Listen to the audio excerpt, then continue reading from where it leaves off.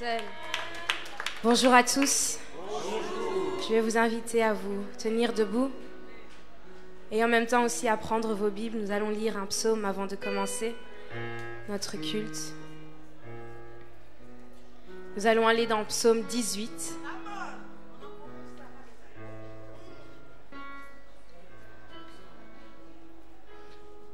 Le psaume 18 et on va lire du verset 1 au verset 7.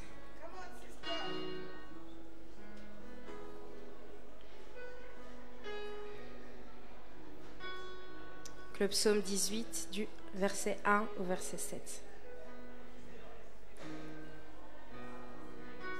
Vous y êtes? Nous lisons tous ensemble. Chef des chantres, du serviteur de l'Éternel de David, qui adressa à l'Éternel les paroles de ce cantique lorsque l'Éternel l'eut délivré de la main de tous ses ennemis et de la main de Saül. Il dit: Je t'aime, ô Éternel, ma force, Éternel, mon rocher, ma forteresse, mon libérateur, mon Dieu, mon rocher où je trouve un abri, mon bouclier, la force qui me sauve, ma haute retraite. Je m'écrie: Loué soit l'Éternel, et je suis délivré de mes ennemis. Les liens de la mort m'avaient environné, et les torrents de la destruction m'avaient épouvanté. Les liens du sépulcre m'avaient entouré, les filets de la mort m'avaient surpris. Dans ma détresse, j'ai invoqué l'Éternel. J'ai crié à mon Dieu de son palais. Il a entendu ma voix et mon cri est parvenu devant lui à ses oreilles. Amen. Et nous allons relire le verset 4 tous ensemble. 1, 2, 3, on y va. Je m'écrie: Loué soit l'Éternel, et je suis délivré de mes ennemis. Alléluia. Ce matin, j'aimerais t'inviter à louer ton Dieu. Je ne sais pas par quoi tu passes, je ne connais pas tes problèmes, je ne sais pas ce que tu vis en ce moment, mais j'aimerais t'inviter à louer l'Éternel. Parce que comme David, nous disons: Loué soit l'Éternel, et il me délivre de mes ennemis. Ce matin, loue ton Dieu, et il va te délivrer de tes ennemis. Ne t'inquiète pas de ce qui est à côté, loue seulement ton Dieu. Alléluia. Alléluia, notre Dieu est bon. Oui, Seigneur, ce matin, nous voulons juste te louer. Nous voulons juste t'adorer, Éternel, mon Dieu. Seigneur, parce que tu en es digne, Seigneur. Tu es digne de louange, digne d'adoration, digne de richesse, digne d'honneur, Seigneur. Tu es, toi seul, et Dieu, Seigneur. Et ce matin, nous voulons t'élever, Seigneur. Agrée notre louange, Seigneur. Agrée notre louange, ce culte que nous voulons t'offrir. Que tu puisses y prendre plaisir, Éternel, mon Dieu. Prends plaisir, Seigneur, à la louange de notre bouche, à la louange de notre cœur, Seigneur. Et que tu puisses venir siéger, Seigneur, en ces lieux. Comme tu dis, Seigneur, dans ta parole, que tu sièges au milieu de la louange et de l'adoration de ton peuple. Nous savons que tu es là. Nous savons, Seigneur, que tu vas nous délivrer encore ce matin. Ce matin encore, tu vas nous faire du bien. Ton peuple est là, Éternel, mon Dieu. Rencontre ses besoins alors qu'il élève une louange vers toi, Éternel. Toi seul est Dieu. Toi seul est digne, Seigneur. Prends toute la place en ces lieux. Prends toute la place, Seigneur. Toi seul est digne, Jésus. Alléluia, toi seul est digne. Alléluia.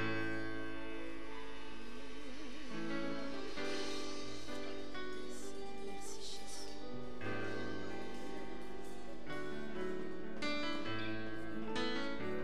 Oui, à celui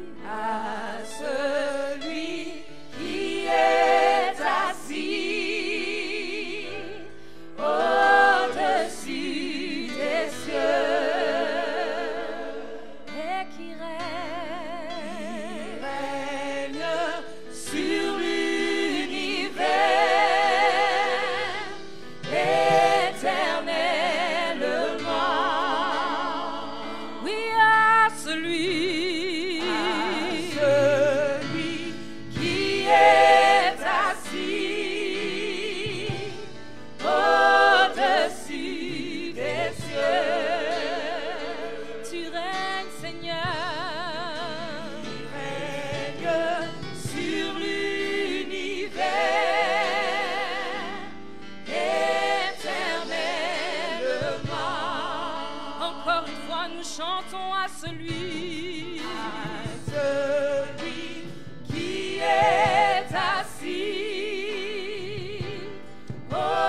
Au-dessus des cieux.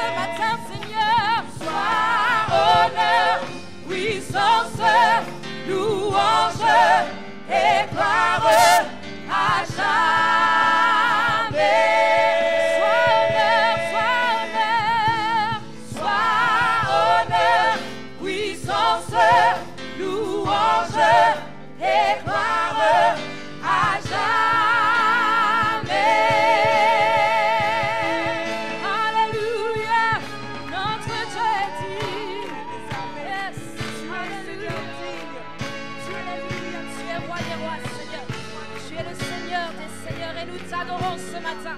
Nous t'adorons, Seigneur Jésus. Toi seul est digne. Toi seul est digne, Seigneur. Toi seul est digne. Alléluia. Alléluia. Nous chantons tous ensemble. Il est roi des rois. Il est roi des rois. Seigneur des seigneurs. Il est le merveilleux. Il est merveilleux. Conseiller, le Dieu puissant.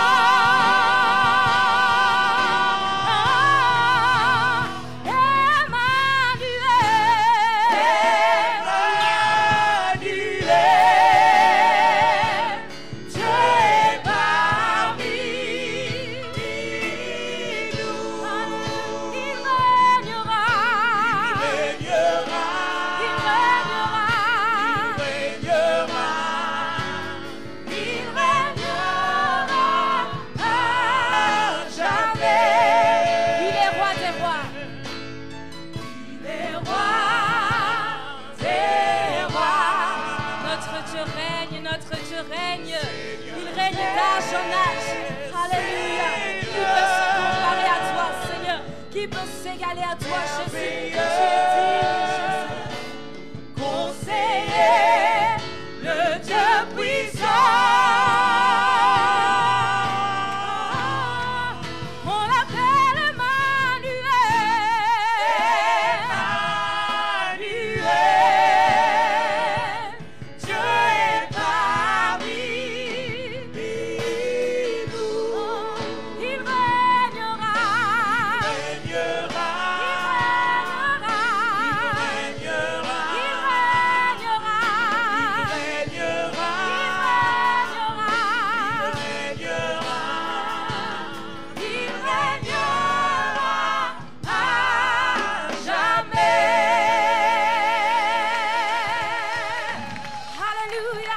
Notre Dieu règne à jamais. Personne ne peut prendre sa place sur le trône. Alléluia.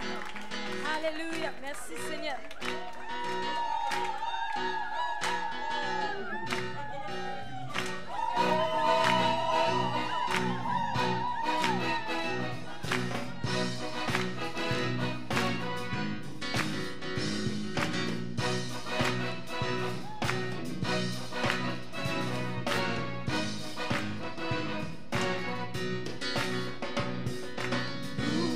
Et honneur, puissance et gloire reviennent à l'ancien des jours.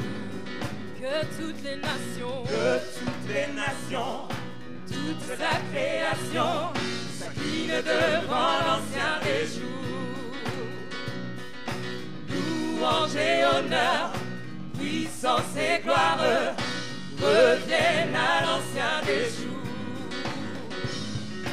Que toutes les nations, toute la création s'incline devant l'ancien des jours.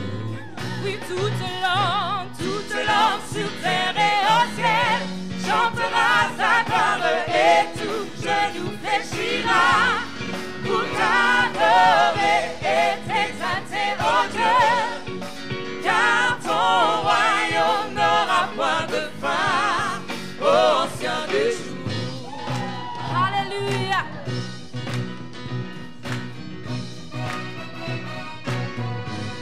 Chantons louange et honneur. Louange et honneur, puissance et gloire reviennent à l'ancien des jours. Que toutes les nations, toute la création s'incline devant l'ancien des jours. oui, toute langue sur terre et au ciel chantera sa gloire et tout genou fléchira pour t'adorer et t'exalter, oh Dieu, car ton royaume n'aura point de fin, ô ancien des jours. Alléluia.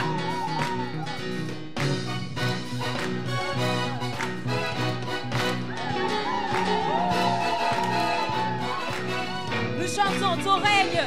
Ton règne s'étend sur tout l'univers. Nous te louons. des jours. Tes merveilleuses œuvres sont incomparables. Nous te chantons, ancien des jours. Ton règne s'étend sur tout l'univers. Nous te louons, ancien des jours. Tes merveilleuses œuvres sont incomparables. Nous te chantons, ancien des jours. Et toute langue sur terre et au ciel chantera ta gloire et tout genou fléchira pour t'adorer et t'exalter, oh Dieu. Car ton royaume n'aura point de fin, ancien des jours.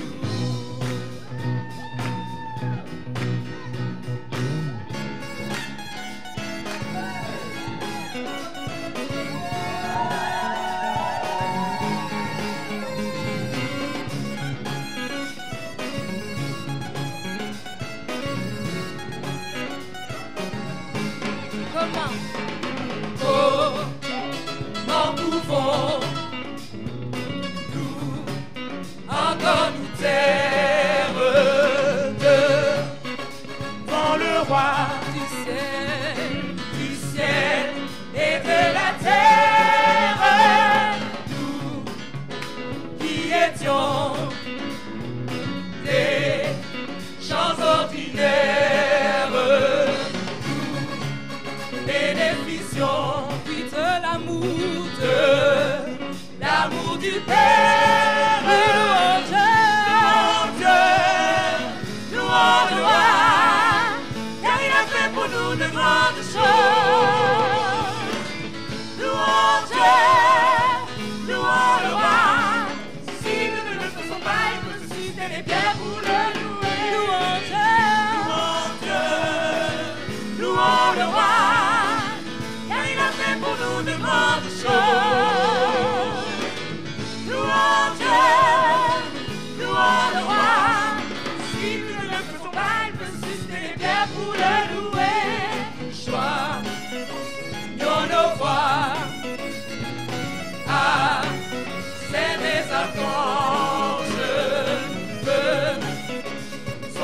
Fais monter ta louange vers ton Dieu. Lui le louange.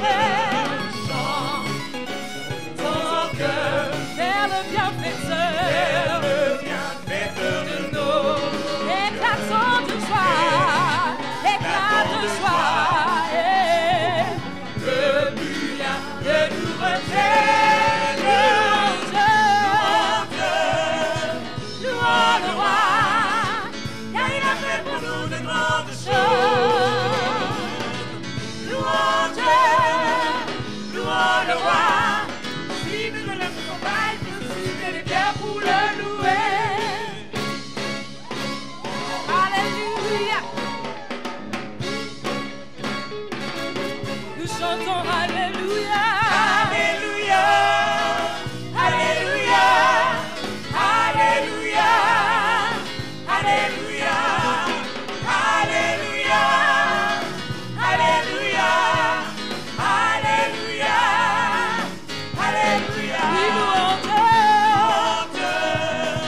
louons le roi, car il a fait pour nous de grandes choses. Louons Dieu, louons le roi. Si nous ne le faisons pas, il peut susciter les biens pour le louer.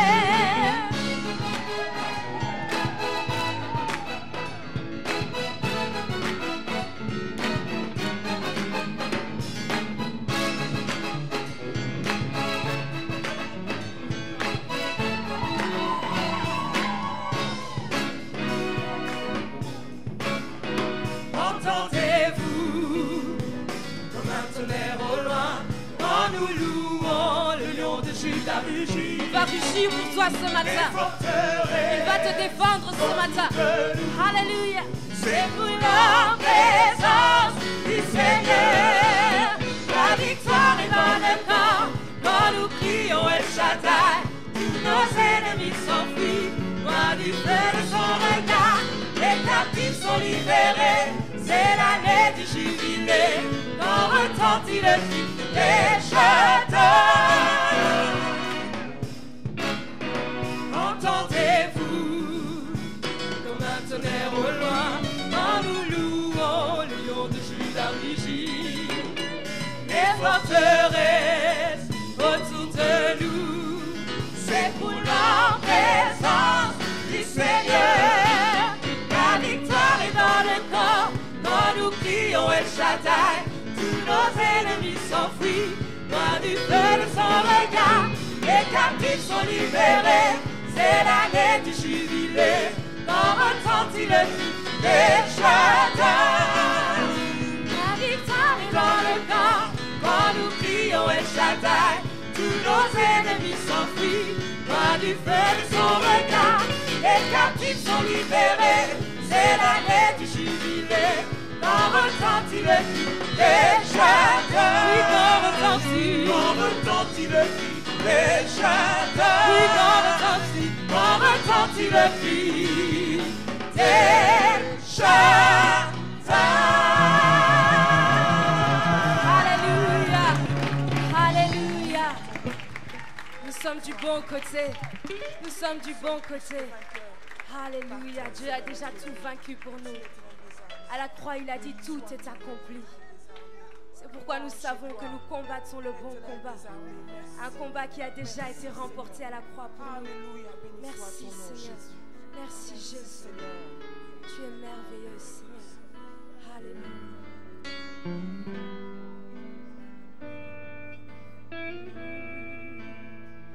Mon Jésus, mon Sauveur, Seigneur, nul n'est comme toi. Jour après jour, je te louerai, car ton amour est merveilleux. Mon abri, mon refuge, mon réconfort, mon rocher, tout ce qui vit, ce que je suis, ne sait jamais de t'adorer. Oui, chante au Seigneur, crie de joie terre entière. À Dieu soit la gloire, la puissance et l'honneur. Les mots s'inclinent et les flots mugissent à l'écho de ton nom. Je vois tes œuvres et mon cœur crie de joie. Je t'aimerai, je tiendrai par la foi. Rien ne pourrait égaler tes promesses pour moi.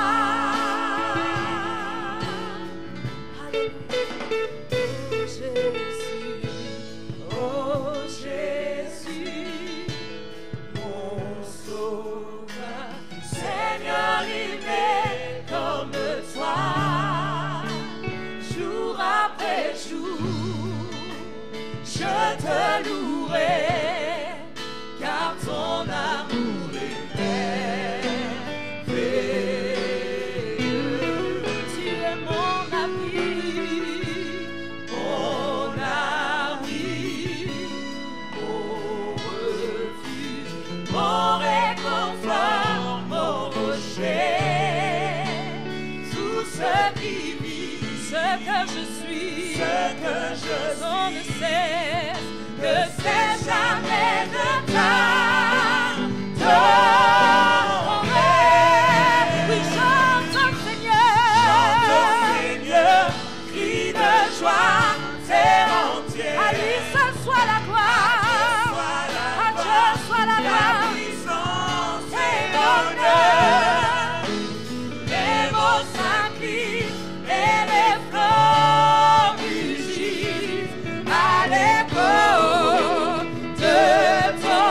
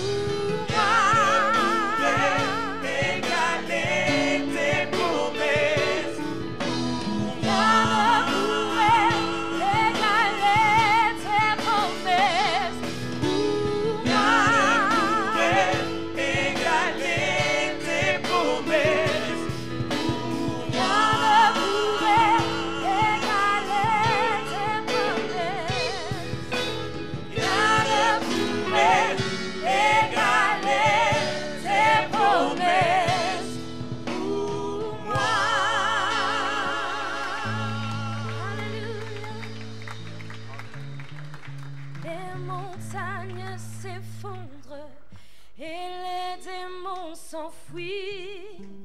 Quand nous invoquons le nom de notre Seigneur, Satan n'a pas de pouvoir et personne dans ce monde ne peut se comparer à la puissance du grand je suis, le grand je suis, le grand je suis. Tu es le grand je suis, le grand je suis, tu es le grand je suis, le grand je suis.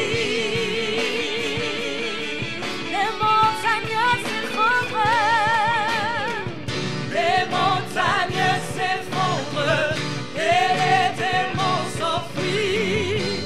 Quand nous invoquons le nom de notre Seigneur, Satan n'a pas de pouvoir et personne dans ce monde ne peut se comparer à la puissance du grand je suis. Il est le grand je suis.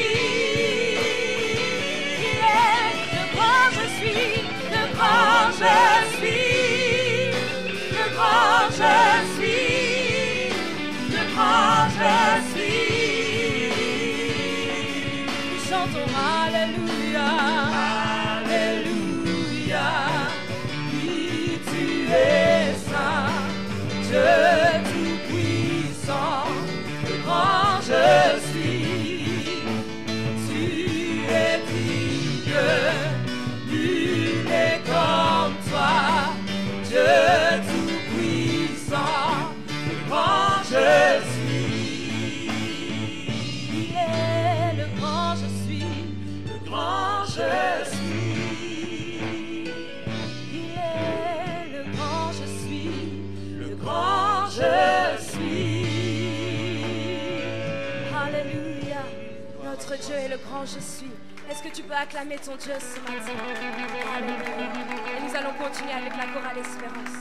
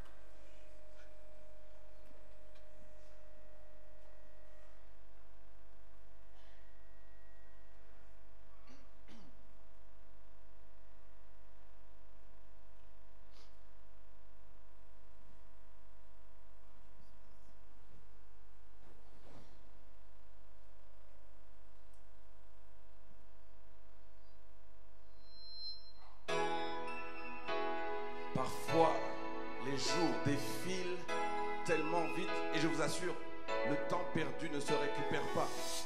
Mais nous sommes dans l'année de la grâce. Et je sais que le Maître du ciel et de la terre tient ma vie entre ses mains.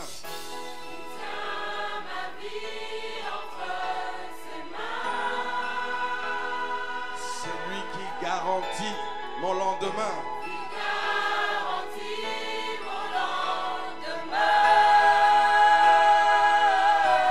Frères et sœurs, je ne suis plus un orphelin.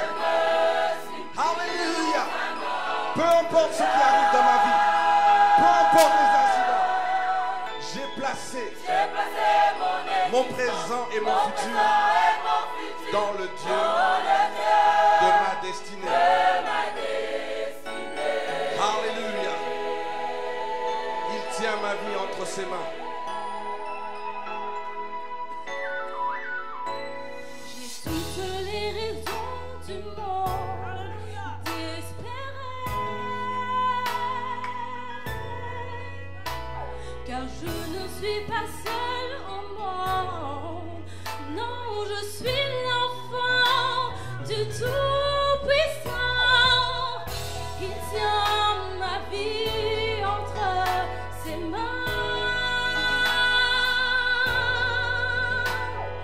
J'ai placé mon existence, mon présent et mon futur dans le Dieu de ma destinée.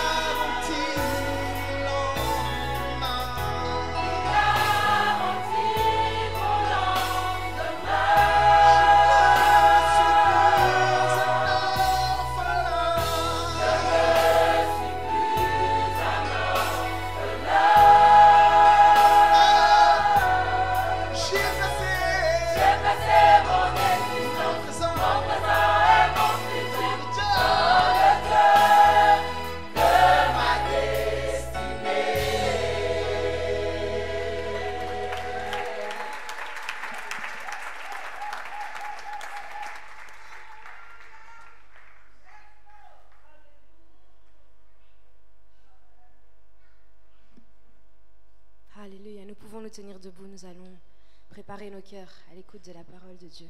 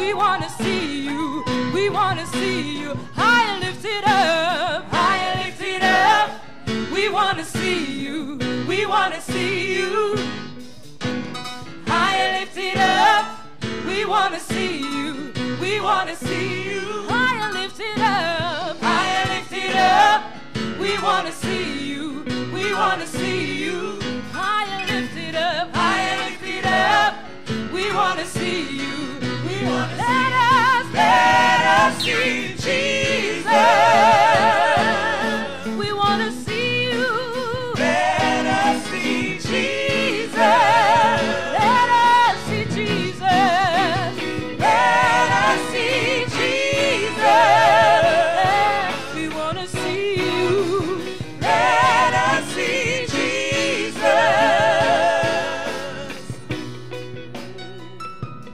Let us see you lifted up like never before.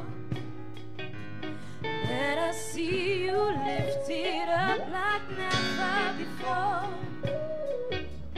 Let us see you lifted up like never before. Let us see Jesus. Oh, let us see Jesus.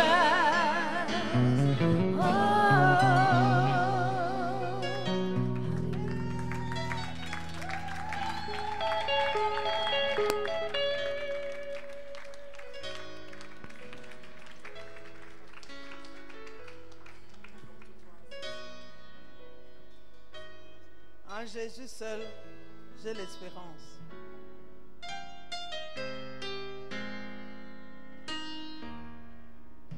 En Jésus seul, j'ai l'espérance. Il est ma flamme, ma force, mon chant, pierre angulaire, mon fondement.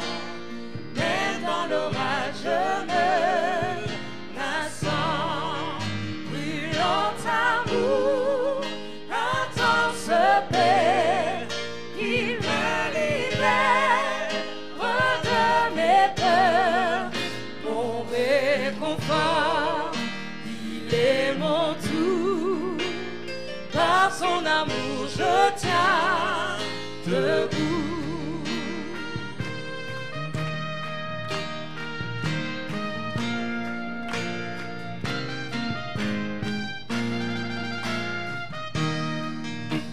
Jésus seul, devenu chair, le parfait, l'éternel, sur terre, un don d'amour et de justice, haï par ceux qui viennent sauver. Mais sur la croix, Jésus est mort pour laisser Dieu prendre nos torts, depuis qu'ils sont posés sur lui. Par la mort de Jésus, je vis.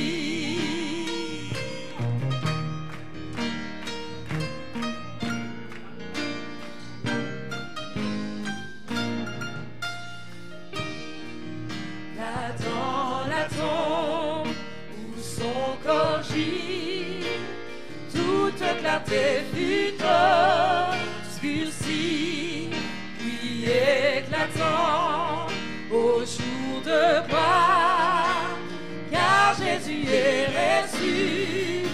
Il est vivant, il est vivant, la mort n'est plus, le mal n'a plus d'emprise sur moi.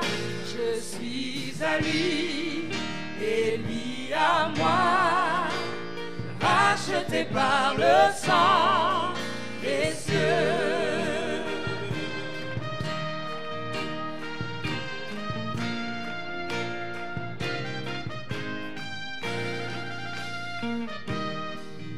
Ni accusé, ni condamné, par la puissance de Christ en moi. Et du début jusqu'à la fin, Christ est maître de mon destin. Ni force humaine, ni plan humain ne peut m'arracher de sa main, jusqu'à ma mort ou son retour, par son pouvoir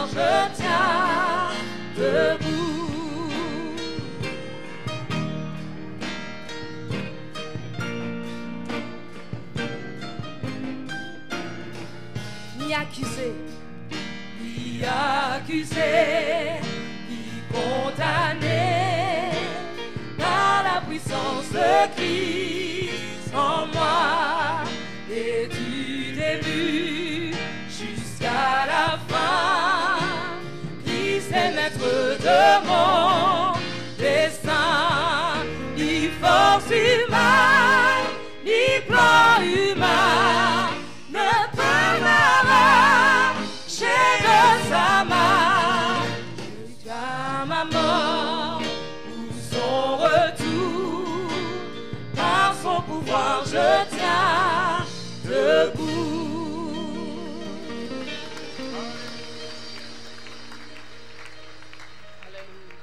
Ni force du mal, ni plan humain, rien ne peut m'arracher de son amour. Rien, rien, rien. Seigneur, merci. Merci pour les dons de la vie. Merci parce que tu nous as réveillés ce matin. Merci, Seigneur, parce que c'est toi qui nous donnes le souffle de vie. Nous disons merci au Seigneur parce qu'il est Dieu. Tu es assis sur ton trône. Tu as le monde entier dans tes mains. Tu as nos vies entre tes mains. Nous voulons t'adorer. Nous t'exaltons. Nous te bénissons. Nous te célébrons. Seigneur, nous dépendons de toi. Nous dépendons de toi. Notre vie dépend de toi. Notre force dépend de toi. Notre avenir dépend de toi. Notre santé dépend de toi. Notre bonheur dépend de toi. L'avenir de notre ministère dépend de toi. Seigneur, nous t'aimons. Nous t'aimons, Seigneur. Je t'aime, Seigneur. Je t'aime, Seigneur. Nous t'aimons, Seigneur. Nous sommes couverts du sang de Jésus. Que le sang de Jésus couvre cette église. Le sang de Jésus dans cette salle. Le sang de Jésus sur chaque personne qui est là. Et celles qui vont venir. Le sang de Jésus sur cette estrade. Le sang de Jésus à l'école de dimanche. Dans la salle de communion fraternelle. Le sang de Jésus tout autour de ces bâtiments. Le sang de Jésus dans cette commune de Molenbeek. Le sang de Jésus dans ce pays, dans les trains, dans les bus, dans les métros, dans les églises. Le sang, le sang, le sang, le sang de Jésus. La protection du sang de Jésus. Seigneur, merci pour la protection du sang de Jésus. Nous voici devant toi. Parle à nos cœurs. Parle à nos cœurs. Nous bénissons ta parole au nom de Jésus. Nous acceptons ta parole au nom de Jésus. Nous prions pour ton serviteur. Ouin-le, protège-le, qu'il parle comme annonçant des oracles. Merci pour ta parole. Nous prions au nom de Jésus. Amen. Bonjour frères et sœurs. Nous nous tenons debout maintenant pour faire la déclaration de la foi de l'Église universelle. Nous disons tous ensemble, je crois en Dieu, le Père Tout-Puissant, Créateur du ciel et de la terre. Je crois en Jésus-Christ, son Fils unique, notre Seigneur, il a été conçu du Saint-Esprit. Il est né de la Vierge Marie. Il a souffert sous la. Il est mort. Il a été enseveli. Il est descendu au séjour des morts. Le troisième jour, il est ressuscité des morts. Il est monté au ciel. Il s'est assis à la droite de Dieu, le Père Tout-Puissant. Et il viendra de là. Je crois au Saint-Esprit, je crois à la Sainte Église universelle, la communion des saints, à la rémission des péchés, à la résurrection du corps et à la vie éternelle. Nous proclamons la loi de Dieu qui est dans le livre d'Exode, chapitre 20, versets 1 à 17. Nous disons tous ensemble. Alors, Dieu prononça toutes ces paroles en disant, je suis l'Éternel ton Dieu, qui t'ai fait sortir du pays d'Égypte, de la maison de servitude. Tu n'auras point d'autre Dieu devant. Merci. Tu ne te paieras point d'image taillée, ni de représentation quelconque, des choses qui sont en haut dans les cieux, et qui sont dans les eaux plus bas que la terre. Tu ne te prosterneras point devant elles, et tu ne les serviras pas. Car moi, l'Éternel, ton Dieu, je suis un Dieu jaloux, qui punit l'iniquité des pères sur les enfants, jusqu'à la troisième et à la quatrième génération de ceux qui me haïssent, et qui fait miséricorde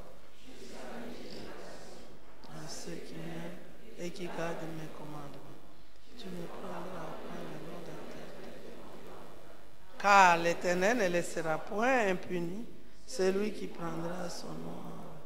Souviens-toi du jour du repos pour le sanctifier. Tu travailleras 6 jours et tu feras tout ton ouvrage. Mais le 7e jour est le jour du repos de l'Éternel ton Dieu. Tu ne feras aucun ouvrage, ni toi, ni ton fils, ni ta fille, ni ton serviteur, ni ta servante, ni ton bétail, ni l'étranger qui est dans tes portes. Car en 6 jours, l'Éternel a fait les cieux, la terre et la mer, et tout ce qui est contenu. Et il s'est reposé le 7e jour. C'est pourquoi l'Éternel a béni le jour du repos et l'a sanctifié. Honore ton père et ta mère, afin que tes jours se prolongent dans le pays que l'Éternel ton Dieu te donne. Tu ne tueras point. Tu ne colleras point. Tu ne porteras point de faux témoignages contre ton prochain. Tu ne convoiteras point la maison de ton prochain. Tu ne convoiteras point la femme de ton prochain. Ni son serviteur, ni sa servante, ni son bœuf, ni son âne, ni aucune chose qui appartient à ton prochain. Amen. Veuillez vous asseoir s'il vous plaît. Encore une fois, bonjour frères et sœurs. Vous avez bien fait de venir dans ce culte.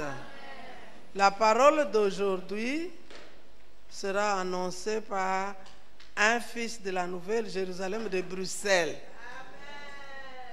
Il est venu à l'église seul, il s'est converti, il s'est marié, il a eu des enfants et nous l'avons envoyé comme missionnaire à Charleroi. Il est le pasteur de la Nouvelle Jérusalem de Charleroi. C'est le pasteur Félix Lelo. Frères et sœurs, voulez-vous m'aider à accueillir le pasteur Félix pour l'annonce de la parole?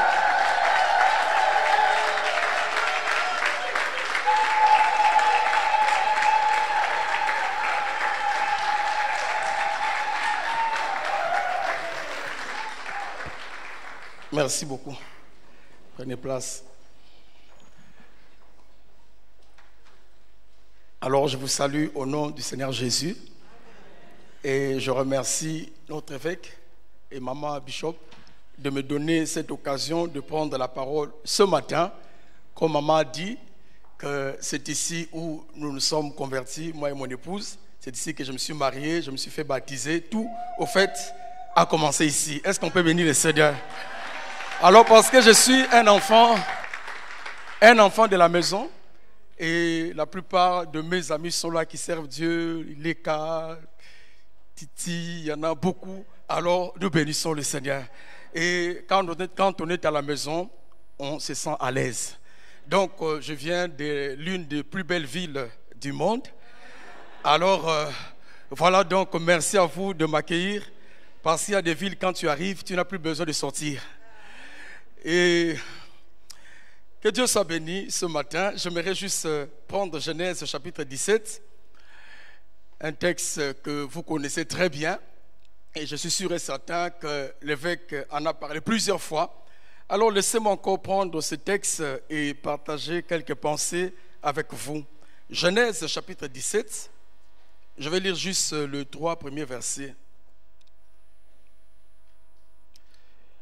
Voici ce que déclare la parole de Dieu. Lorsqu'Abraham fut âgé de 99 ans, l'Éternel apparut à Abraham et lui dit: je suis le Dieu Tout-Puissant. Marche devant ma face et sois intègre. J'établirai mon alliance entre moi et toi, et je te multiplierai à l'infini. Abraham tomba sur sa face, et Dieu lui parla en disant, verset 4, voici mon alliance que je fais avec toi. Tu deviendras père d'une multitude de nations. On ne t'appellera plus Abraham, mais ton nom sera Abraham, car je te rends père d'une multitude de nations. Que Dieu bénisse sa parole. Ce matin, parce que c'est l'année de la grâce, parce que le Seigneur nous a donné cette direction pour cette année, que c'est une année de grâce. Et nous voulons juste partager quelques pensées avec nous, que cela ne reste pas seulement juste des slogans ou une proclamation, mais vous savez, quand Dieu parle, la pensée de Dieu, c'est que ce qu'il dit, que nous puissions le vivre. Nous disons Amen. Dieu veut que, non seulement que ce soit pour nous, que nous puissions le déclarer, le proclamer, mais que nous puissions vivre pleinement cette grâce qui est pour nous.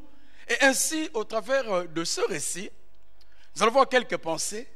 Comment est-ce que nous pouvons tirer profit, bénéfice de la grâce que le Seigneur Jésus nous a apportée, que la grâce qu'il nous a accordée, et que nous puissions vivre pleinement cette grâce dans notre vie de tous les jours. Alors j'aimerais parler ce matin, fortifie-toi dans la grâce de Dieu. Fortifie-toi dans la grâce de Dieu. Donc voilà un peu là où nous pouvons trouver notre source de réconfort. C'est dans la grâce de Dieu qui est en Jésus. La grâce que Dieu nous a fait par la mort de notre Seigneur Jésus est la réponse à tout ce dont nous avons besoin, la réponse à nos problèmes spirituels, physiques, matériels, émotionnels, tout ce que nous pouvons imaginer, tout est dans la grâce de Dieu en Jésus. Alors c'est pour cela que nous avons besoin de nous fortifier, bien sûr, dans cette grâce. Ainsi, laissez-moi prendre quelques petits points ce matin et puis nous allons prier. Parce qu'il commence à dire au verset 1er, lorsqu'Abraham fut âgé de 99 ans, l'Éternel apparut à Abraham et lui dit, je suis le Dieu Tout-Puissant. Le premier point, c'est fortifier dans la grâce de Dieu. Le premier point, nous voulons parler de la révélation divine. Voyez, ici, Dieu, il dit à Abraham, il se révèle à Abraham pour lui dire, je suis le Dieu Tout-Puissant. Vous savez, Dieu ne fait jamais des choses au hasard. Dis à ton voisin, il n'y a pas de hasard avec Dieu. Parce que quand Dieu fait quelque chose, c'est à dessein. C'est-à-dire que le Seigneur a quelque chose qu'il veut faire. Parce que certainement, il y avait quelque chose dans la vie d'Abraham qui nécessitait qu'il soit fortifié dans la grâce que Dieu lui a faite. Nous savons que cette grâce a commencé dans la vie, s'est manifestée dans la vie d'Abraham, dans Genèse chapitre 12. Et nous savons comment Dieu l'a tiré du milieu de l'idolâtrie. Dieu l'a tiré de nulle part. Et là, le Seigneur l'a fait sortir de ce pays en Chaldée pour l'amener vers le pays de Canaan, qu'il devait recevoir en héritage. Alors, et depuis ce jour-là, la grâce de Dieu a été tellement visible dans la vie d'Abraham. Et cette grâce travaillait non seulement dans son cœur, mais aussi travaillait autour de lui pour changer les choses pour lui, pour l'amener vers ce que Dieu avait pour lui. Et voici maintenant qu'ici, il arrive dans Genèse 17. Vous allez voir que depuis Genèse chapitre 12 jusqu'au chapitre 16, du moins le minimum que j'ai pu compter, il y a eu au moins 5 fois que Dieu s'est révélé à Abraham, soit directement ou indirectement. Abraham, pendant 10 ans, il a vécu avec le Seigneur. Il recevait régulièrement de manifestations divines dans sa vie pour aller vers ce que Dieu avait pour lui. Et voici, vous allez voir de Genèse chapitre 16, verset 16, et Genèse chapitre 17, verset 1, il y a 13 années qui sont passées. Et pendant ces 13 années, rien n'est dit par rapport à la vie d'Abraham. C'était un moment de silence. Et pour quelle raison? Probablement parce qu'au chapitre 16, on nous parle qu'Abraham était allé par le conseil de Sarai. Il a pris Agar. Et par Agar, ils ont eu Ismaël. Parce qu'en fait, Dieu avait promis à Abraham, nous savons, un fils. Et Sarai lui dit que non, je pense que bon, comme je crois que probablement Dieu ne sera pas capable d'accomplir ce qu'il a promis, alors prends ma servante, fais avec elle un enfant, et probablement que c'est par là que s'accomplit la promesse de Dieu. Et vous voyez, Abraham, en faisant cela, il avait péché contre Dieu. Parce que n'oubliez pas, on nous dit qu'Abraham était un prophète. Donc ça veut dire que l'Esprit de Dieu était sur lui. Et quand il fit cela, probablement en lui, il sentit, il savait que là, j'ai péché contre ce Dieu d'abord, qui m'a fait sortir là en Chaldée et me conduire vers le pays où je suis maintenant.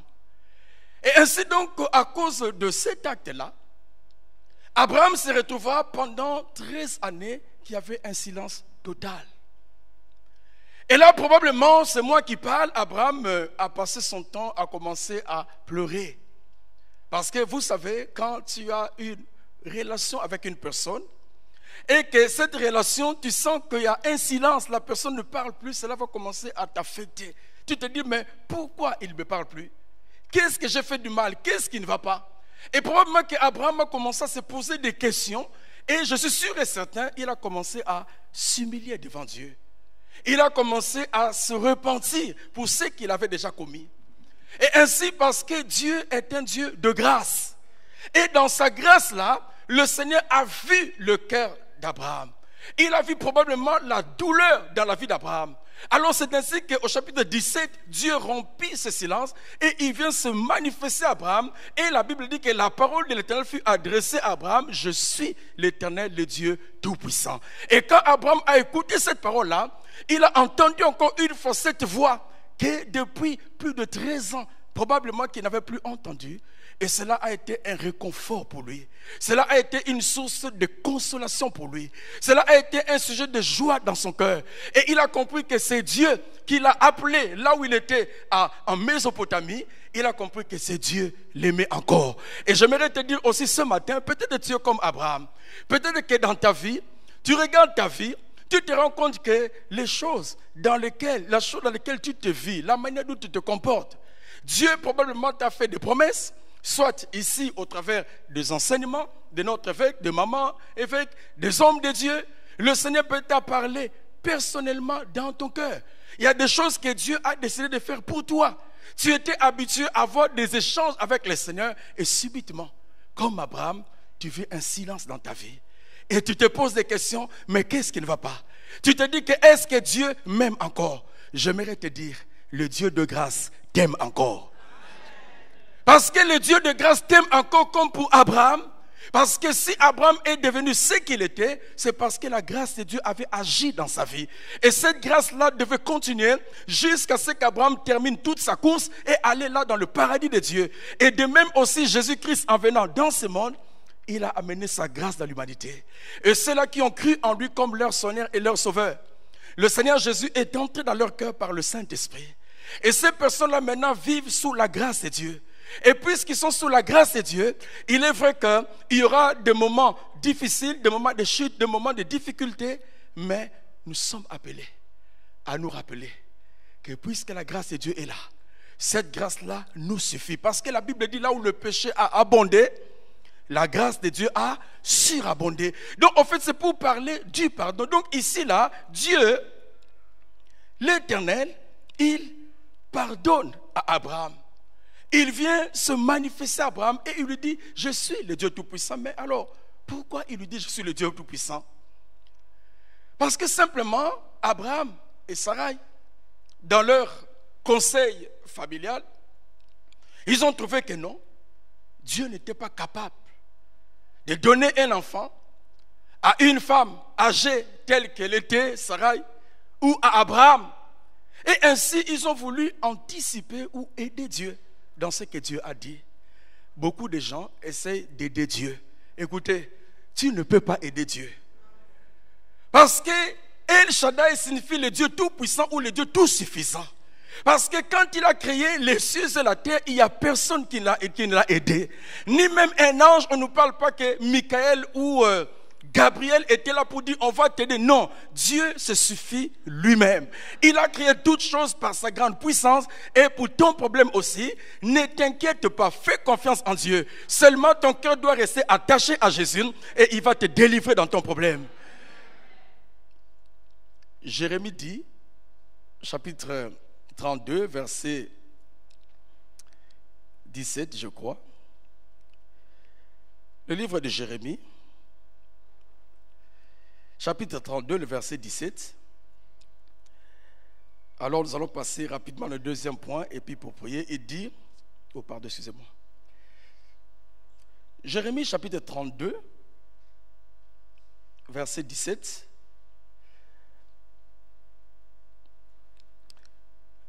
Ah Seigneur éternel, voici tu as fait les cieux et la terre par ta grande puissance et par ton bras étendu. Rien n'est étonnant de ta part, ou rien n'est impossible à toi, parce qu'il est le Dieu tout-puissant, El Shaddai.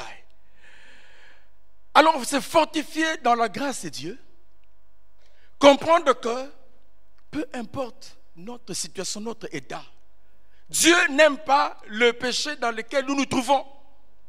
Il veut que nous l'abandonnons. Mais en même temps aussi, puisque en Jésus, nous sommes devenus enfants de Dieu. La Bible dit qu'il est plein de compassion pour ses enfants. Alors, et c'est pour cela que le Seigneur veut pardonner nos péchés. Il veut que nous puissions nous fortifier dans sa grâce et reprendre notre course. Parce que le Seigneur veut nous amener là où lui, il a prévu de nous amener. Pour prouver qu'il est le Dieu fidèle. Regardez un peu. Dieu est venu sortir son peuple d'Égypte. Il devait le conduire dans le pays de Canaan. Mais regardez un peu, Néhémie dit plus de 10 fois. En fait, c'est pour dire que plusieurs fois, ce peuple a péché contre l'Éternel. Mais le Seigneur devait prouver qu'il est le Dieu fidèle. Malgré leur rébellion, malgré leur péché, malgré leur faute, Dieu était souvent attristé, irrité par leurs actions. Mais la Bible dit qu'il est le Dieu prêt à pardonner. Mais aussi, il fallait que le Seigneur les fasse arriver jusqu'à Canaan. Sinon, les autres nations pouvaient dire que mais votre Dieu était Dieu incapable. Mais j'aimerais te dire que Dieu, il est le Dieu fidèle. Alors, fortifie-toi dans la grâce de Dieu qui est en Jésus. La deuxième chose, puisque nous devons nous fortifier dans cette grâce, comprendre qu'il est prêt à nous pardonner, comprendre qu'il est prêt à reprendre la marche avec nous pour nous conduire dans notre destinée, comprendre que sa volonté, il veut que nous soyons avec lui là dans le paradis. Et là, pour cela, j'ai ma part. Alors, retournons dans Genèse chapitre 17. Nous continuons notre lecture. Il dit, verset 1er, lorsqu'Abraham fut âgé de 99 ans, l'Éternel apparaît à Abraham et lui dit, je suis le Dieu Tout-Puissant. Marche devant ma face et sois intègre.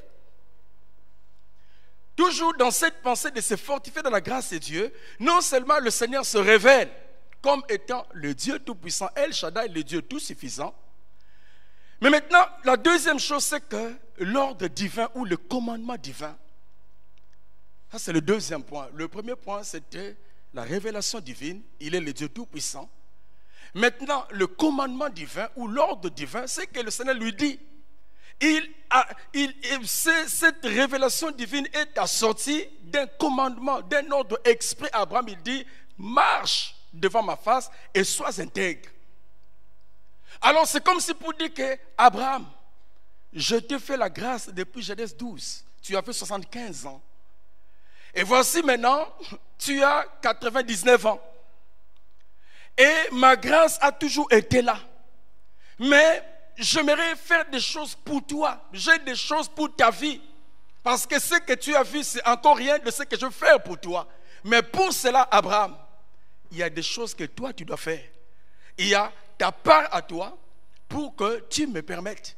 Pour que tu permettes à ma puissance d'opérer. Parce que quand il parle de El Shaddai, nous comprenons que ça sous-entend la puissance. Mais maintenant, pour que cette puissance puisse opérer, parce que c'est cette puissance-là qui va amener que Sarah puisse concevoir et enfanter. Et cette puissance-là qui doit opérer dans ta vie, pour cela, tu dois permettre ou tu ne dois pas mettre des obstacles dans ta vie. Et quels sont les obstacles que tu dois enlever? Ainsi, il lui parle. La première chose, donc, dans le commandement divin, la première chose dit, marche devant ma face. Il dit, marche devant ma face. Que veut dire marcher devant sa face? Je vais juste vous lire ce que j'ai noté ici. Marcher devant la face de Dieu, ça veut dire simplement vivre en réalisant la présence de Dieu. Ceux qui ont cru en Jésus comme leur Seigneur et leur Sauveur. En tout cas, moi je l'ai fait quand nous étions à Chaussée d'Arc en 1989. Et je me rappelle toujours ces jours-là parce que j'ai grandi dans... Ma mère était religieuse, tellement engagée. Et c'était obligatoire d'aller à l'église. Quand tu ne partais pas à l'église, on te privait à manger. Ici en Europe, quand on te prive à manger, c'est rien. Mais en Afrique, Alors donc, on n'avait pas le choix, on y allait. Et pour moi, quand on me demandait, tu es chrétien? Oui, je suis chrétien. Pour moi, je savais que j'étais chrétien. Et puis, je suis arrivé en Europe. Alors, j'étais habitué à aller dans l'église chez nos amis à côté, comme en Afrique. Et je suis arrivé, je me rappelle la chaussée d'Actes, je suis rentré dans l'église juste en face. Et puis j'arrive, le culte était en néerlandais. Alors je ne comprenais pas. J'ai dit, je retourne, je n'étais pas déçu. J'ai dit à mes amis, ben, j'étais parti. Ils m'ont dit, non, non, juste à côté là, il y a une église. Va là-bas. Bon, pour moi, c'était l'habitude. Mais ce jour-là, quand je suis rentré, la prédication que j'ai écoutée, c'était comme si on me parlait. J'ai commencé à pleurer. J'ai commencé à pleurer. J'ai dit, je ne savais pas que Jésus peut habiter dans le cœur d'une personne. Je ne savais pas que je peux devenir une habitation de Dieu en esprit. Et là, j'ai ouvert mon cœur et j'ai accepté le Seigneur. Et depuis ce jour-là, jusqu'à aujourd'hui, la grâce de Dieu est là. Alors cette grâce-là, il dit, marche devant ma face, réalise ma présence, réalise que je suis avec toi dès le moment où tu m'as donné ta vie. Quand tu marches devant une personne, ça veut dire que la personne t'observe. Il te réalise que moi je suis en train d'observer ta vie, tout ce que tu fais, parce qu'il est le Dieu omniscient. Il connaît toutes choses. Marcher devant sa face, ça sous-entend simplement dépendre de lui. Avoir une communion avec le Seigneur. Il dit, Abraham, j'ai besoin que tu puisses garder, maintenir la communion avec moi. Et c'est ainsi que tout cela, Dieu lui parlait, c'était dans le but de le fortifier, qu'il se fortifie dans la grâce de Dieu. Tout cela, ce sont des commandements divins dans le but qu'il puisse vivre pleinement la grâce de Dieu. Parce qu'avant Abraham, nous savons que Enoch et Noé, la Bible parle là qu'ils ont marché avec Dieu. Genèse chapitre 5, le verset 24. Genèse chapitre 5, verset 24, il nous dit ceci. Enoch marcha avec Dieu, puis il ne fut plus parce que Dieu le prit. Donc vous voyez, ce que Dieu demande à Abraham, ce n'était pas quelque chose de nouveau. Parce qu'avant Abraham, il y eut une personne, un homme consacré à Dieu qui s'appelle Enoch. Et Enoch a marché avec Dieu. Ou en d'autres mots, il marcha devant la face de Dieu. Et tellement il plut à Dieu, on nous dit que Dieu l'enleva, il n'a pas connu la mort. Il est parti directement dans le paradis de Dieu. Mais non seulement Enoch, mais au chapitre 6, le verset 8 à 9, on nous parle aussi de Noé. Verset Genèse 6, 8, mais Noé trouva grâce aux yeux de l'Éternel. Genèse 6, 9, voici la postérité de Noé.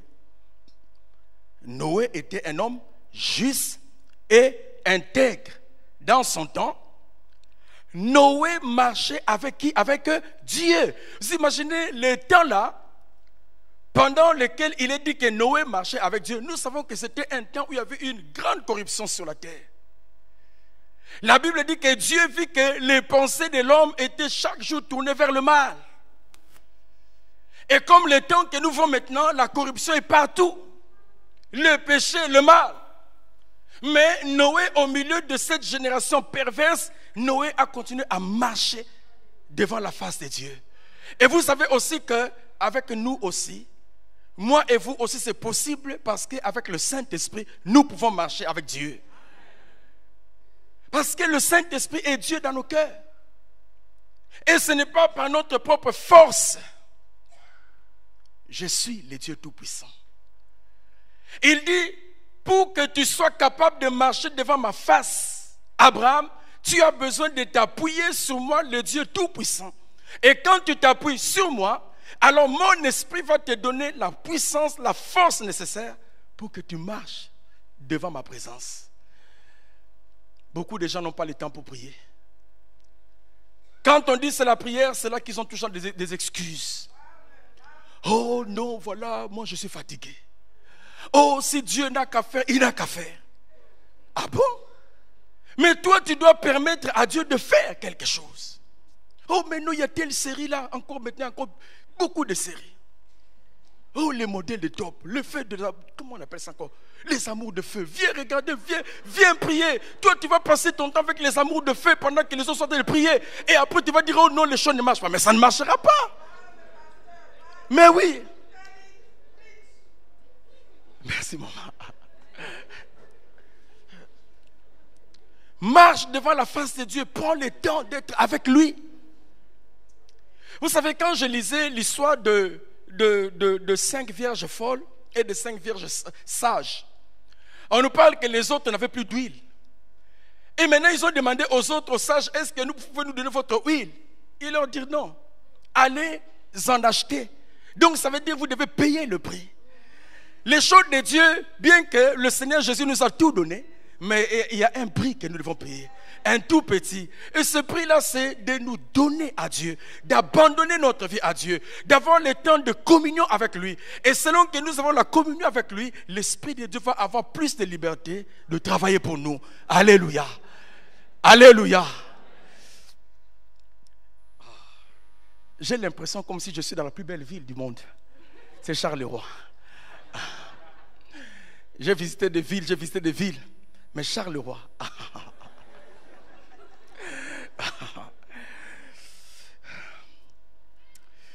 Alors,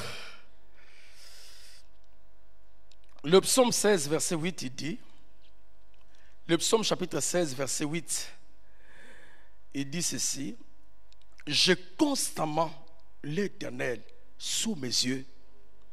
Quand il est à ma droite, je ne chancelle pas. Il dit, j'ai constamment l'Éternel sous mes yeux. Donc ça veut dire qu'il vivait sa vie de tous les jours en ayant un regard sur le Seigneur. Que quoi qu'il parle, qu'il pose un acte, quoi qu'il puisse faire, mais le regard de David était fixé sur l'Éternel parce qu'il savait que je dois faire attention à ma vie. Mais laissez-moi avancer. La deuxième chose, il lui dit, marche devant ma face et sois intègre. Donc le premier point, c'était la révélation divine. Je suis le Dieu Tout-Puissant. Le deuxième point, l'ordre divin. Et dans le point 2.1, c'était marche devant ma face. Et 2b, il dit, sois intègre. L'intégrité. Vous savez, si la plupart des dirigeants du monde étaient des hommes intègres, oh, combien ce monde serait tellement béni. Si nous, les responsables, nous étions des hommes intègres, comment est-ce que l'œuvre de Dieu ira plus loin? Écoutez, ce n'est pas le problème d'aujourd'hui. Dieu dit à Abraham, Abraham n'était pas n'importe qui. Dieu vit que non, dans ton cœur, il y a un problème d'intégrité, de manque d'intégrité. Abraham, tu dois te fortifier dans cette grâce parce que cette grâce va t'amener là où tu ne vas pas arriver. Mais pour cela, marche devant ma face et sois intègre. Et je regardais dans les Bibles anglaises, lui, il parle sois parfait. Il dit, marche devant ma face et sois parfait. Alors, Philippiens, au chapitre 3, verset 12, il dit ceci.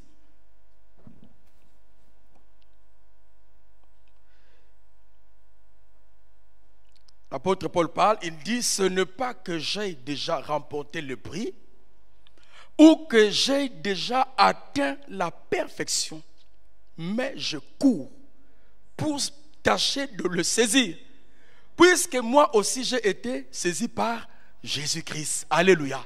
Il a été saisi par qui? Par Jésus. Écoutez, c'est impossible d'être intègre si on ne marche pas dans la présence de Dieu. C'est impossible d'arriver aussi. Vous voyez, l'apôtre Paul dit, je n'ai pas atteint la perfection, mais la perfection est devenue son objectif. Il vit sa vie, il veut que sa vie s'améliore, sa vie devienne de plus en plus meilleure. Si avant on l'a connu comme un bagarreur, on commence à se rendre compte que non, cette personne ne se bat plus. Si on l'a connu comme un menteur, est-ce que les menteurs peuvent lever les mains? On va prier. Alors maintenant, il s'efforce de parler selon la vérité. Si on l'a conduit comme quelqu'un qui volait les dîmes, dit non. Je connaissais une personne, bon, passer les jours où je vais avoir du boulot, vous allez voir. Le boulot, oui. Et on pleure. Et puis Dieu ouvre les portes. En fait, on lui a fait les rappels. Il devait toucher les... Il voit dans la compte comme ça 60 000 €. Il dit que j'enlève 6 000 pour donner. Ah non. Et on ne voit plus la personne, il ne vient plus. Mais on voit, non, il n'est plus là. Comment? On cherche. Ah ben non, dans l'église, il n'y a pas l'amour, ok. Il n'y a pas l'amour. Quand on avait rien, il y avait beaucoup d'amour. Maintenant, quand on a quelque chose, il n'y a plus d'amour. Il dit, bon, garde ton argent. Marche devant le Seigneur, devant sa face, développe la communion avec lui. Vis en dépendant du Saint-Esprit dans ta vie. Alors maintenant, quand tu dépends de lui, cela va influencer ton cœur vers la perfection. Il dit, je n'ai pas atteint la perfection, mais je cours, je fais tout, parce qu'il a été saisi par Jésus. La communion avec le Seigneur, le fait que tu marches avec le Seigneur, l'Esprit de Dieu sera sur toi, et l'Esprit de Dieu va commencer à façonner ton cœur. Alors quand on parle, sois parfait, pour moi, c'est aussi la pensée de la sanctification. Donc ça veut dire que tu ne peux pas avoir une vie de sanctification si tu n'as pas une communion avec le Seigneur. Si tu n'as pas une relation personnelle avec lui. Tout commence par Jésus dans ton cœur. Tu dois l'accepter. Parce qu'aucun être humain ne peut changer sa vie pour devenir meilleur. La Bible dit, le cœur est tortueux par-dessus tout. Il est méchant. Mais qui le connaît? Moi, l'Éternel, je sonde les cœurs et les reins. Dans Jérémie 17, il dit que le cœur est tortueux, il est méchant. Vous savez, le fouet ne peut pas changer le cœur d'un enfant. Mais le Saint-Esprit, il peut le faire. Il dit, sois intègre ou sois parfait ou marche dans la sanctification. Parce que la grâce, Abraham, a commencé depuis Genèse 12 à opérer dans ta vie. Mais il faut permettre à cette grâce d'opérer encore plus. Mais pour cela, tu dois marcher devant la face de Dieu. Tu dois être intègre ou tu dois être saint ou, en d'autres mots, tu dois simplement être parfait. Regardez ce que le Seigneur Jésus nous dit. Et puis je vais donner un dernier point, nous allons conclure par là. Dans Matthieu chapitre 5, le verset 48, il dit, Matthieu chapitre 5, verset 48, soyez donc parfaits comme votre Père céleste est parfait. Il dit, soyez donc parfaits comme votre Père céleste est parfait. Il dit à Abraham, je suis le Dieu Tout-Puissant. Marche devant ma face et sois intègre. Abraham devait se fortifier dans la grâce de Dieu, que le Seigneur lui accorde encore cette grâce parce qu'il est le Tout-Puissant. Il devait s'appuyer sur cette grâce que Dieu lui fait, de se révéler à lui. Mais aussi pour que cette grâce continue à opérer, il devait marcher devant Dieu et être intègre. Et ici, le Seigneur Jésus nous parle, soyez parfaits comme votre Père céleste est parfait. Dieu est parfait dans le sens absolu. Parce qu'il n'y a point d'iniquité en Dieu. La Bible dit, il n'y a point de ténèbres. En lui, il n'y a que lumière. Parce que Dieu est parfait. Il était parfait, il a été parfait, il sera parfait. Au fait, il est parfait à l'infini. Donc en Dieu, il n'y a point d'iniquité, il n'y a point de ténèbres. Tout ce qui est perfection se trouve dans la personne de Dieu. Et c'est pour cela que si je veux que ma vie change, il faut que je puisse m'attacher à ces dieux-là. Parce qu'une personne qui est dans la lumière recevra certainement les rayons de lumière. Ça va l'éclairer. Et si tu es attaché à Jésus, sa vie à lui va commencer à influencer ton cœur pour commencer à ressembler à Christ. Alors, le verset qui sont juste avant, nous comprenons qu'est-ce que le Seigneur nous parle d'être parfait. Il dit ceci, verset 43, vous avez appris qu'il a été dit, tu aimeras ton prochain et tu haïras ton ennemi. Mais moi, je vous dis, aimez vos ennemis. Bénissez ceux qui vous maudissent. Faites du bien à ceux qui vous haïssent. Et priez pour ceux qui vous maltraitent et qui vous persécutent.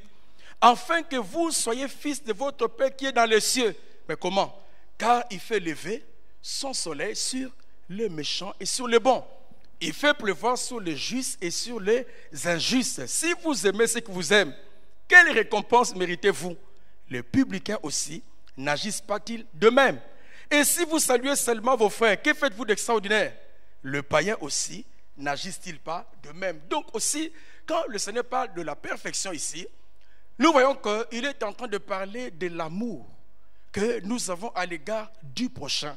Et c'est ainsi que l'apôtre Paul, dans 1 Corinthiens chapitre 13, il parle de l'amour comme étant le signe de la maturité. Alors vous voyez, donc il faut que nous puissions développer notre vie dans le Seigneur et que l'amour de Dieu continue à grandir, que nous commencions à aimer. Il dit soyez parfaits, et cette perfection-là, doit être démontrée dans l'amour que nous avons pour le prochain. Voyez, par exemple, ici, nous sommes la chorale, une grande chorale. Nous bénissons le Seigneur. Mais maintenant, quand il y a l'amour, qu'est-ce que l'amour amène? L'unité. Et qu'est-ce que l'unité amène? La présence du Saint-Esprit. Parce qu'il est doux et agréable pour de faire de demeurer ensemble. Donc, vous voyez, quand dans l'église, nous nous aimons. Mais qui sont les gens qui font du tort à l'église? Qui sont les gens qui racontent des histoires de l'église dehors? Ce sont les chrétiens. Mais comment toi, tu vas prendre les choses de ta maison et les raconter n'importe où? Écoute, l'église, ton église, ça t'appartient à toi. Tu ne peux pas commencer à livrer l'église aux gens du dehors. On trouve des gens en train de parler du mal de l'église et toi tu es avec eux. Toi tu pries et comment veux-tu que ces personnes un jour viennent à l'église? Alléluia. Alléluia. Tu es en train de critiquer ton frère. Tu as vu les chaussures qu'il a portées et alors? Ça fait quoi? L'amour. Bon, laissez-moi conclure parce qu'il est l'heure. Il lui dit, Abraham, je suis le Dieu Tout-Puissant, marche devant ma face et sois intègre. Donc nous comprenons que si je veux la sanctification dans ma vie, je dois réaliser qui est Dieu. Je dois connaître qui est Dieu. Et deuxièmement, je dois marcher dans sa présence, dans la dépendance en lui et dans la communion avec lui. Je dois dépendre de sa parole. Je dois laisser sa parole dans ma vie. Je dois laisser le Saint-Esprit conduire ma vie. Alors là, je peux voir cette transformation. Et la troisième chose qu'on va conclure, jouir de l'alliance. C'est là. Troisième chose, jouir de l'alliance. Parce qu'il lui dit, retournons dans Genèse 17, et c'est là qu'on conclut. Il dit ceci, le verset 2.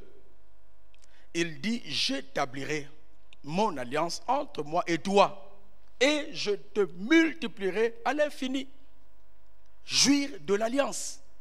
Et on nous dit au verset qui suit après, Abraham tomba sur sa face. C'est comme s'il s'humilie devant Dieu. C'est comme s'il reconnaît que Dieu, tu as raison, que je n'ai pas marché devant ta face et je n'ai pas été intègre. Alors le Seigneur qui voit le cœur, comme il dit à Daniel, avant que tu puisses t'humilier, avant que tu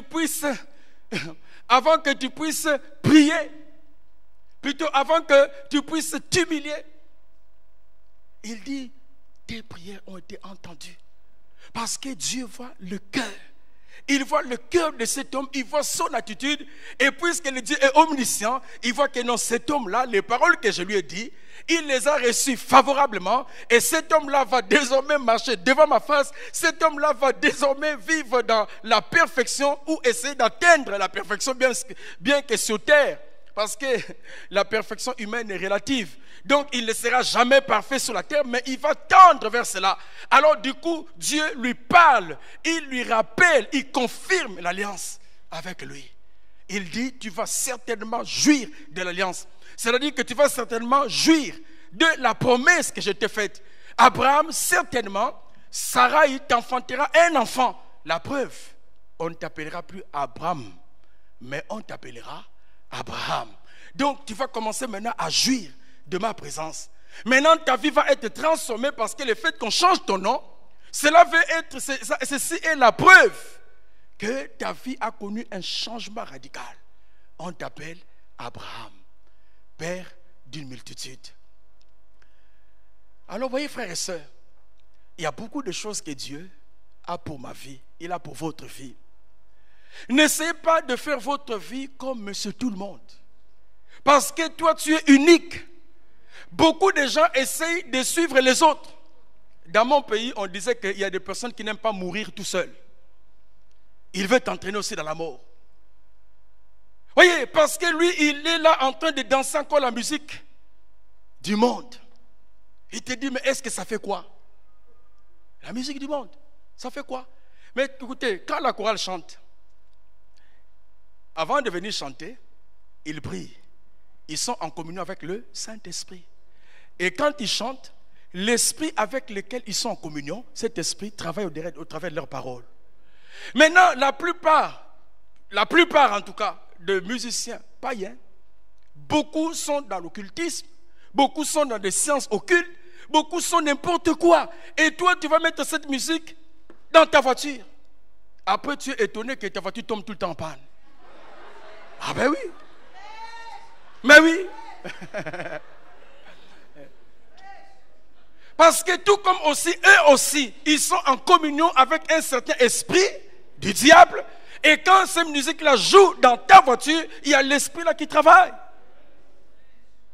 Même dans ta maison. Comment dans ta maison ton mari devient un homme battu? Est-ce que c'est normal? Il devient un homme battu pourquoi? Mais parce que c'est la musique là que tu écoutes. Le changement. Voyez, notre évêque a travaillé avec maman Rosiane pendant des années. Et nous, nous sommes là. Parce que nous tous, nous sommes leurs enfants. Dans le Seigneur. Maintenant, qu'est-ce que les parents veulent? Les parents veulent que leurs enfants soient heureux. Et ainsi donc, ils consacrent leur vie pour le Seigneur à prier pour nous. Mais maintenant, quand ils voient que nous, pour qui ils sont en train de se consacrer pour que nous avançons, mais nous avons toujours un pas dedans, un pas dehors. Alors après, on va dire, mais non, le bishop, la santé ne va pas bien. Mais ce n'est pas toujours seulement à cause. Non, parfois ce sont les soucis. L'apôtre Paul dit, sans parler des soucis que me causent les églises. Je suis le Dieu Tout-Puissant. Marche devant ma face et sois intègre. Et là, tu vas vivre ce que Dieu a pour toi. Seigneur notre Dieu, nous voulons te dire merci. Parce que ta parole, elle est la vérité. Nous l'avons annoncé librement à ton peuple. Parce que tu veux que nous puissions nous fortifier dans ta grâce. Parce que cette grâce nous suffit dans tous les aspects de notre vie. Et Jésus-Christ, c'est toi qui es venu avec la grâce de Dieu. La Bible dit que la grâce et la vérité sont venues par toi. Et tu nous as fait cette grâce parce que tu es mort à la croix pour nos péchés.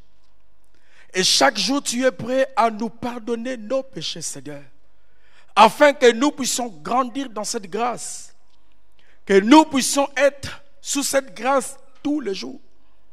Et que nous puissions vivre ce que tu as pour nous. Je te bénis, Seigneur. Juste les yeux fermés. Je vais prier juste là où tu es. Est-ce que Jésus est dans ton cœur? Si Jésus n'est pas dans ton cœur, tu n'es pas encore dans la grâce. La grâce est là, dans ce monde depuis 2000 ans. Cette grâce-là est venue en la personne de Jésus. Et si Jésus n'est pas dans ton cœur, ça veut dire que si tu n'as pas cru en lui personnellement comme Seigneur et Sauveur, cette grâce est à l'extérieur, loin de toi. Elle est disponible, mais toi, tu n'en jouis point. Mais Dieu veut que cette grâce commence à opérer dans ta vie. Tu peux simplement lever ta main là où tu es. Jésus va entrer dans ton cœur. Et s'il y a quelqu'un dont Jésus n'est pas Dieu le Seigneur, tu peux lever ta main bien haut et nous allons prier pour t'aider à ce que Jésus soit dans ton cœur. Est-ce qu'il y a quelqu'un? La deuxième chose, maintenant, ta vie. C'est comme si ta vie est en pause. Il y a une pause qui est mise sur ta vie. Et cette pause-là n'est pas due à cause de difficultés, mais cette pause-là, parce que dans ton cœur, tu sais que tu ne marches pas avec Dieu. Cette pause-là, comme Abraham, parce que tu sais que ta vie n'est pas droite devant le Seigneur. Mais il est encore le Dieu de grâce. Et cette grâce-là est ce matin au milieu de nous. Tu peux dire, Seigneur, je veux recevoir le pardon. Je veux répondre, continuer. Mais aussi, tu te rends compte que ta vie n'est pas une vie de sanctification. Tu peux dire, j'ai besoin du Saint-Esprit pour renouveler mon cœur et que maintenant je puisse marcher dans la sanctification. Alors maintenant tu vas mettre ta main dans le cœur et tu vas commencer à prier. Parce que ta vie c'est devant Dieu. Ce n'est pas devant moi, mais c'est devant Dieu. Maintenant mets la main dans le cœur et tu vas commencer à prier. Tu vas commencer à dire, Seigneur, pardonne-moi. Pardonne-moi, prie dans ton cœur. Que personne n'écoute ta prière, mais prie. Tu dis, Dieu, pardonne-moi le péché caché.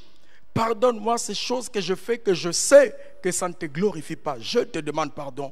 Pardonne-moi les mensonges. Pardonne-moi les critiques. Pardonne-moi la médisance. Pardonne-moi les calomnies. Pardonne-moi l'ivrognerie. Pardonne-moi cette habitude d'écouter la musique païenne. Pardonne-moi, Seigneur. Tu dis à Dieu, pardonne-moi les jalousies. Pardonne-moi les méchancetés. Seigneur, pardonne-moi. Mais fais-les de tout ton cœur. Et demande au Saint-Esprit de remplir ta vie. Parce que si le Saint-Esprit remplit ta vie, le Saint-Esprit te donnera la force pour marcher devant Dieu et pour vivre dans une vie de sanctification ou être intègre devant Dieu. Maintenant, commence à prier. Seigneur notre Dieu, nous venons à toi ce matin. Seigneur, moi et ton peuple, nous humilier devant toi pour que toi, le Dieu de grâce, parce que tu as dit c'est une année de grâce pour nous, une année de grâce de l'Éternel. Seigneur, je prie pour ton pardon dans nos vies. Toi qui vois ce que les hommes ne voient pas dans nos cœurs.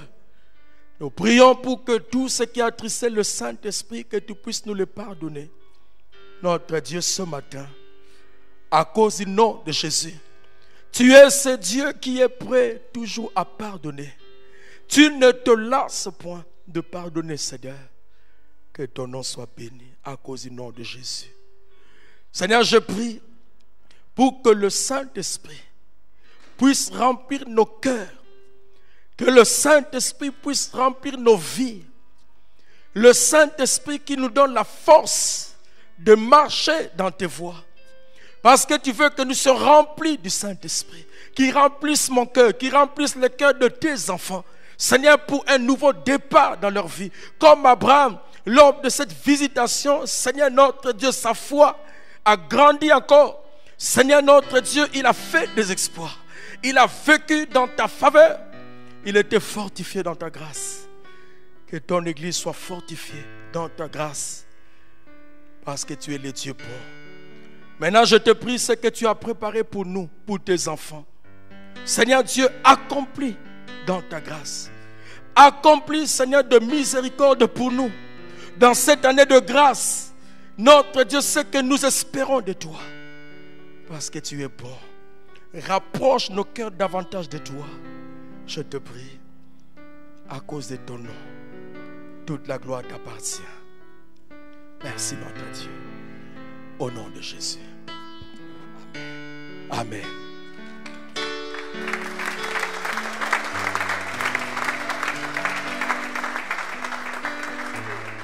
Merci beaucoup.